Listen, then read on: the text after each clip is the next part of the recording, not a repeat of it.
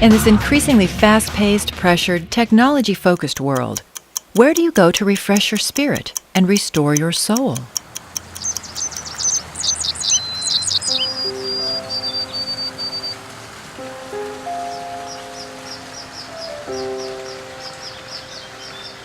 For thousands of years, people have sought refuge in meditation gardens, specially designed spaces that tap the healing power of nature and the wisdom of ancient contemplative traditions to help visitors slow down, look within, and see life from a different perspective. Now, one of these intriguing gardens has taken root at the University of Maryland College Park. And it won't necessarily provide all the answers, but it'll provide space. And that in and of itself can transform you, because you've had a chance to come apart and to think and to be.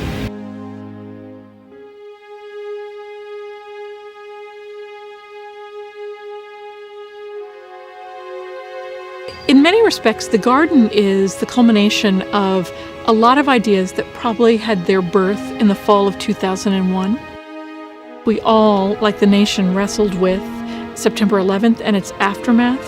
Yesterday, our world changed, and probably forever. The university community came together on the 12th of September in the middle of McKeldin Mall, and we had 15,000 stems of flowers that lined the fountain in the middle of McKeldin, and it became this holy place, this sacred space. And then Virginia Tech reminded us all how fragile we really are as a community, as individuals, that said to us there could and should be a space on campus where anyone, community member, a student, a family member, could come and feel like this is a place where I can remember, where I can reflect on those things that might be troubling me or those joys. The university's desire to create a space for reflection also gained a boost from recent scientific research, validating the healing effect of meditative activities and places. We went to the TKF Foundation and asked them for help.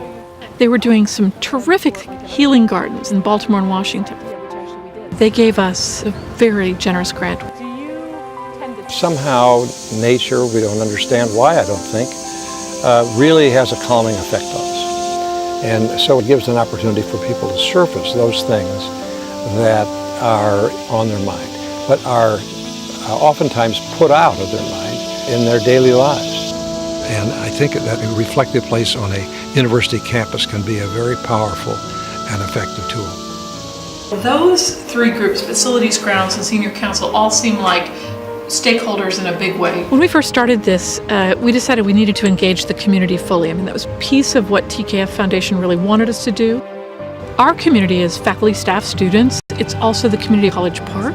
So we engaged people from all corners of the campus. The collaborative process broadens and deepens the sense of ownership by a larger group of people, and it just seems to empower and instill more meaning in the space, because there are so many people that have put their energy into creating it. So this is the original one that we had, and they liked the idea of the archway, but they didn't like the bulkiness. We decided of to use the wall. student designers because it would give them an opportunity to sort of help us to envision it, but it would also give us an opportunity to teach. That this is a perfect setting because it's sort of the notion that you're here, you can feel sort of designed to be safe in the The labyrinth. site selected for the project was a beautiful slope next to the university's Memorial Chapel, an interfaith structure built in the 1950s to honor those who had lost their lives serving the country. It's already identified in many people's minds as a place apart and a place to retreat to think, to have that quiet moment. And so the garden is a logical extension of the way the Memorial Chapel already functions. The location next to that dell, which is that big open space, is really pretty fabulous. So you get this opportunity to look beyond, maybe see a horizon, get a sense of the sky, get a bigger picture of where you are. Once our steering committee was assembled, we had an opportunity to visit some of the TKF-sponsored healing gardens that were in predominantly healthcare institutions. it was instrumental to be in an actual physical setting and be able to critically think about the qualities of the particular locations, elements that were in the design, how things were handled. For example, is it a contemplative setting, and is this really the kinds of spaces to be? It also meant this opportunity to give each other feedback right there and then. So between every site, we got back on the bus and we did the best and worst of what we'd seen. I liked the variation of the textures, the fact that there were so many different textures and some perennials that added a little bit of color. It felt you were isolated from the hospital and from the street. And so that was terrifically helpful in advancing our project. What you'll notice is almost immediately you're very close to what? The steering committee was also curious to learn more about labyrinths, which are often found in spiritual or healing settings.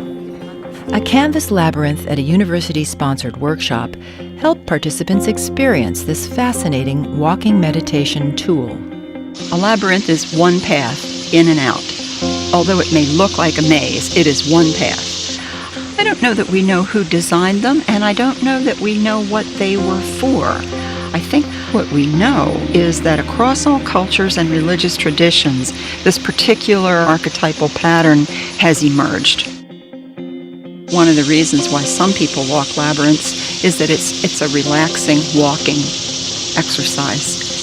Ultimately, what happens is the labyrinth helps to calm the mind so that the deep wisdom that's already within us is able to come forward. We were in great uniformity with some design elements. We really thought there was the need to speak of the multiple faith traditions on campus. How could we represent that? We thought that we wanted water there because there was great symbolism in water. There was a beautiful outdoor room with the trees in existence, and we wanted to make sure to preserve them. This is 100% recycled. It is crumb rubber, and it is recycled PVC from irrigation pipes. In that whole sustainability mode, we wanted to use items in this garden that would not be virgin materials, but would be reused materials. We also have the inclusion of the Vietnam Memorial, which is another connecting point for people who might reflect on events in our history as a people, as a nation. And so this is another touchstone. The benches are in every place that TKF funds, and it is a central part of the idea is a place for reflection in these spaces. There is still room to push it back. But while the committee agreed on the basic components, each meeting generated still more ideas. I'm wondering if our plan shouldn't include some kind of gate to close that area off. And at times, the young designers struggled to make sense of all the input. So this is the original drawing, but in the meeting they said that they wanted more of an open feeling to the wall. There were a lot of challenges working with the steering committee bedside, mainly because there's so many people, so many ideas they want to bring on the table that there sometimes aren't solutions for every single one. And we had porticos, and we had this and we had that, and they had valiantly given expression to every idea we come up with, and we finally realized that we had really gone over the edge, I think, in design elements, and that we needed to pull back. The issue came to a head in what had been billed as the final design meeting. There's a couple things to me that look as though they don't connect. One is the pergola. I don't see its relationship to the labyrinth in a very holistic way. That path that comes off the pergola into the labyrinth feels like an afterthought. And I'm just having a real hard time here getting a sense that it's all part of one garden experience. Are you asking for a redesign? Because I think we got past that from the last meeting. I want some clarity on this design being a good, strong, totally pulled together design. One thing that sometimes happens with the collaborative process is there can be a little bit of contention. And we see this as a good thing because it shows that everyone is that tied to the creation of the space and that passionate about it. And it's just another way of people discovering shared values, really listening to each other, and becoming really more great open. decisions. We made some very big changes and went out to explore some different alternatives to what But a was few going on. weeks later, after additional revisions, the group finally arrived at a design they could all embrace. What we really wanted was a place that didn't show off, that in fact allowed the experience to be the main focus. Essentially, it is clean, simple, minimalist, and inviting. Created a space that looks like it belongs there. A place feeling like it belongs really helps to make a person feel like they belong in that space. But as procurement officials prepared to put the project out to bid in 2009, the economy was deteriorating rapidly. With the school cutting staff and programs, proponents suddenly had to scramble to find a way to preserve the garden. This is a project that probably doesn't seem as central to the academic mission. And yet in some ways it is, because it's about helping people find their way in difficult times. Well, this is a difficult time. The garden team stepped up fundraising efforts and developed a plan to build the garden in phases, if need be. And, ironically, the worsening economy worked in the garden's favor. With contractors eager for work, the winning bid was low enough that the university was able to proceed with its original plan. Starting in the summer of 2010, crews transformed the quiet hillside site into a series of enticing meditation spaces, adorned with fountains, seating areas, and greenery. And in late October, supporters gathered to celebrate the garden's long-anticipated opening. We never thought it would take this long, but they say the best of things you wait for.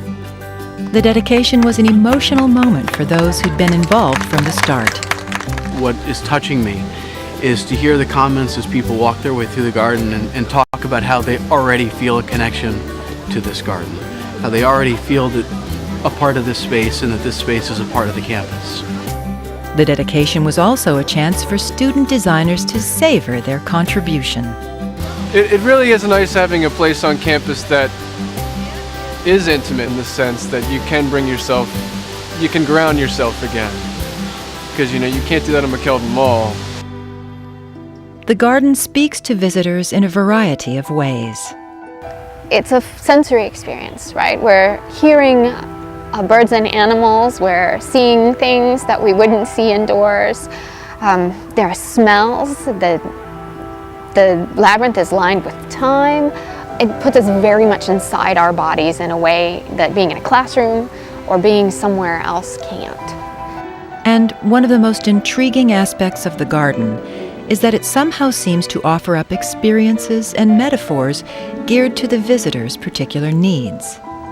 We're constantly faced with life decisions, especially as students. It's, do I take this class, do I take this class? How do I balance social life, academics, all of those things? As I started walking through the labyrinth, it was very calming. All of a sudden, I didn't have to think about deciding, do I go right or left? I just had to follow the path in front of me. As long as you focus on that moment and really follow your steps and believe in yourself, it will lead you to the destination, which I think it's a very essential meaning of the labyrinth. And I think it gives me access to what's going on in me, which I don't always know. A lot of times I'm the last person to know what's going on with me. And if I feel like dancing, I will. And if I feel like running or walking really fast, I will. Because it's just letting what's in out. Journals at each of the garden's benches invite users to deepen and share their experiences of this mystical space. One of the derivatives of the word sacred from Greek is safety. So that you're in a safe place, you know that you can express yourself at the deepest level.